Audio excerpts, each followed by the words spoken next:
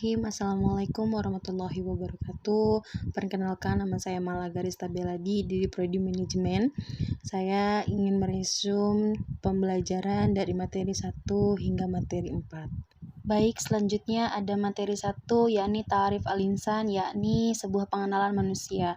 Pokok pembahasan yang akan saya bahas adalah yang pertama, pembuatan manusia, kedua, unsur manusia, ketiga, amanah manusia, dan keempat, balasan pahala manusia. Yang pertama ada pengertian ta'rif al-insan, yakni manusia adalah makhluk serba dimensi. Kajian tentang manusia telah banyak dilakukan oleh para ahli yang selanjutnya dikaitkan dengan berbagai kegiatan seperti politik, ekonomi, sosial, budaya, pendidikan, agama, dan lain sebagainya. Disebutkan juga bahwa manusia berasal dari tanah, yang tiada dikenal dari disebut-sebut sebelumnya, apa dan bagaimana jenis tanah itu. Yang kedua, ada pembuatan manusia. Yang pertama, ada tanah. Manusia berasal dari tanah dan akan kembali ke tanah. Mengenai awal penciptaan manusia dari tanah disebutkan dalam ayat yang memperindah segala sesuatu yang diciptakan dan yang memulai penciptaannya manusia dari tanah. Quran Surat As-Sajdah. Kemudian dia menjadikan keturunannya dari saripati air yang hina, yakni air mani. Quran Surat As-Sajdah ayat 8. Dan selanjutnya ada roh. Kemudian dia menyempurnakan dan meniupkan roh ciptaannya ke dalam tubuhnya, dan dia menjadikan pendengaran, penglihatan, dan hati bagimu. Tetapi sedikit sekali kamu bersyukur. Quran Surat As-Sajdah ayat 9. Selanjutnya ada unsur terdirinya dari manusia. Unsur terdirinya manusia terdapat ada 3 hal, yakni hati, akal, dan jasad. Yang pertama ada hati.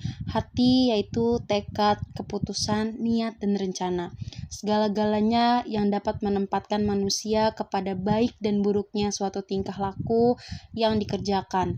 Dalam Al-Quran banyak menempatkan kata hati dengan jiwa, yang maksud dan tujuannya juga merupakan sebagai pengendali kehidupan manusia dalam bertingkah laku. Yang kedua, ada akal, yang dapat memperbentuk pengetahuan daya pikir yang dapat dalam jiwa manusia. Daya yang digambarkan Al-Quran untuk memperoleh pengetahuan dengan memperhatikan alam sekitar. Bahkan dalam Al-Quran kata al-kal diulang sebanyak 46 kali. Kemudian, dan janganlah kamu mengikuti sesuatu yang tidak kamu ketahui, karena pendengaran, penglihatan, dan hati nurani, semua itu akan diminta pertanggungjawabannya. Quran Surat Al-Isra. Dan mereka berkata, sekiranya dahulu kamu mendengarkan atau memikirkan peringatan itu, tentulah kami tidak termasuk penghuni neraka yang menyala-nyala. Quran Surat Al-Muluk. Yang ketiga ada jasad. Dan katakanlah, bekerjalah kamu, maka Allah akan melihat pekerjaanmu, begitu juga Rasulnya dan orang-orang mukmin. Dan kamu akan dikembalikan kepada Allah yang mengetahui yang gaib dan yang nyata. Lalu diberitakannya kepada kamu apa yang telah kamu kerjakan. Quran Surat At-Taubah. Selanjutnya ada amanah untuk manusia. Arti amanah dalam ajaran agama Islam adalah dapat dipercaya. Amanah merupakan sifat yang wajib ada dalam diri seorang rasul. Karena setiap seorang rasul yang menerima wahyu langsung dari Allah Subhanahu wa taala untuk disampaikan kepada umat manusia. Mereka harus memiliki sifat-sifat teladan dan terpercaya. Yang pertama, amanah untuk manusia, yakni tugas ibadah. Setiap manusia diamanahkan kepada rasul untuk selalu beribadah kepada Allah. Maka dari itu salah satu amanatnya yaitu beribadah. Dalam Al-Quran dijelaskan, aku tidak menciptakan jin dan manusia melainkan agar kamu beribadah kepadaku. Quran Surat Az-Zariyat. Yang kedua ada kedudukan khalifah atau kepemimpinan di muka bumi. Dan ingatlah, kamu Tuhanmu berfirman kepada para malaikat, aku hendak menjadikan khalifah di bumi. Mereka berkata, apakah engkau hendak menjadikan orang yang merusak dan menumpahkan darah di sini, sedangkan kami bertasbih memujimu dan menyucikan namamu? Dia berfirman, sungguh aku mengetahui apa yang tidak kamu ketahui. Quran Surat Al-Baqarah. Yang ketiga ada al-jaza'u atau balasan. Mereka yang melakukan amal kebajikan akan memperoleh balasan kebaikan yang setimpal, bahkan pahala yang lebih baik dari apa yang telah mereka kerjakan. Sementara balasan bagi orang-orang yang ingkar kepada perintah-perintah Allah Ta'ala adalah azab yang keras yang setimpal dengan keingkarannya itu. Untuk selanjutnya ada materi kedua, yakni hakikatul insan atau hakikat manusia. Yang pertama ada konsep manusia. Penggunaan istilah dalam Al-Quran jika diperhatikan dengan seksama, penggunaan kata yang merujuk pada makna manusia dalam Al-Quran terdapat beberapa istilah. Istilah tersebut antara lain bashar, al-insan, dan al-nas, yang masing-masing istilah tersebut memiliki maksud dan perbedaannya tersendiri. Persamaan dan perbedaan dengan makhluk lain. Secara umum, antara manusia dengan makhluk Allah yang lainnya, jin, malaikat, dan yang lain memiliki kesamaan dari sisi orientasi atau tujuan penciptanya, yakni sama-sama diberi tugas untuk beribadah kepada Allah Subhanahu wa Ta'ala. Namun demikian dalam kenyataannya terdapat kelompok ciptaan Allah Subhanahu wa Ta'ala yang lain yang membantah terhadap perintah Allah, yakni iblis dan syaitan. Hal ini sebagaimana terekam dalam Al-Quran surat Al-Baqarah. Dan ingatlah ketika kamu berfirman kepada para malaikat, sujudlah kamu kepada Adam, maka sujudlah mereka kecuali iblis. Ia enggan dan takabur dan adalah ia termasuk golongan orang-orang yang kafir. Selanjutnya dalam materi ketiga, yakni takotul insan atau potensi manusia.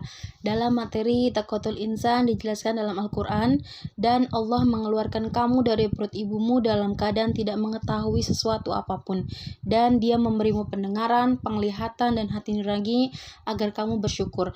Quran surat An-Nahl. Ada 3 potensi manusia, yakni pendengaran, penglihatan, dan hati. Dalam setiap ayat yang menyebutkan 3 potensi itu urutannya selalu sama. Ternyata ketiganya berfungsi sesuai dengan urutan tersebut. Pendengaran sudah berfungsi sejak di dalam rahim. Yang kedua penglihatan setelah beberapa bulan.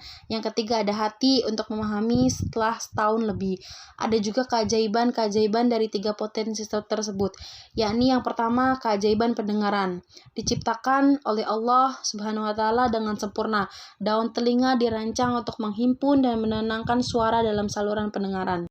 Selanjutnya ada keajaiban penglihatan. Semua organ penglihatan termasuk mata binatang dan mata manusia merupakan contoh yang sangat menonjol perihal acara yang sempurna. Yang selanjutnya adalah keajaiban hati. Afidah adalah hati yang dengannya manusia mengenal berbagai benda, menghafaz dan memikirkan serta memahaminya. Kemudian dari 3 potensi itu patutnya untuk kita bersyukur, karena sejatinya manusia meningkatkan kesyukuran atas karunia 3 potensi itu, tapi sangat sedikit yang berusaha, yakni qalilan matashkurun. Selanjutnya ada materi keempat, yakni nafsul insani atau jiwa manusia. Pengertian nafsul insani. Nafsul insani mempunyai 2 kata, yaitu nafsu dan insan. Nafsu berarti sebuah perasaan atau kekuatan emosional yang besar dalam diri seorang manusia, sedangkan insan berarti manusia atau diri sendiri. Secara bahasa, kata nafsu berasal dari bahasa Arab, yakni nafsun, kata mufrodat, jam'annya, anfus atau nufusun, dapat diartikan roh atau nyawa dari seorang, darah, niat orang, dan kehendak atau keinginan, kecenderungan, dorongan hati yang kuat. Yang pertama ada definisi jiwa. Jiwa atau jiva berasal dari bahasa Sanskerta yang artinya benih kehidupan. Dalam berbagai agama dan filsafat, jiwa adalah bagian yang bukan jasmania, imaterial dari seseorang. Biasanya jiwa dipercaya mencakup pikiran dan kepribadian dan sinonim dengan roh, akal, atau awak diri. Yang pertama, ada jiwa atas sesuatu yang memiliki eksistensi dan hakikat.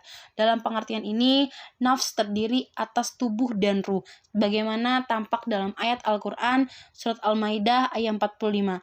Dan kami telah tetapkan terhadap mereka dalamnya at-Taurat bahwasannya jiwa dibalas dengan jiwa. Yang kedua, ada nyawa. Nyawa yang menyebabkan adanya kehidupan. Apabila nyawa ini hilang, maka kematian akan dialami. Nafs adalah artian ini tampak dalam Al-Quran. Para malaikat memukul dengan tangannya sambil berkata, keluarkanlah nyawamu. Di hari ini kamu dibalas dengan siksa yang sangat menghinakan. Quran surat Al-An'am ayat 93. Selanjutnya ada suatu sifat pada manusia yang dimiliki kecenderungan kepada kebaikan dan juga kejahatan. Hal ini tampak dalam ayat Al-Quran, maka hawa nafsu Qabil menjadikannya menganggap mudah membunuh saudaranya. Sebab itu dibunuhnyalah, maka jadilah ia seseorang di antara orang-orang yang merugi. Quran Surat Al-Maidah. Yang keempat, ada sifat pada diri manusia yang berupa perasaan dan indera yang ditinggalkan ketika ia tertidur.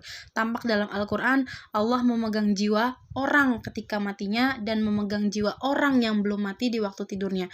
Maka dia tahanlah jiwa orang yang telah dia tetapkan kematiannya dan dia melepas jiwa yang lain sampai waktu yang ditetapkan. Quran Surat Az-Zumar.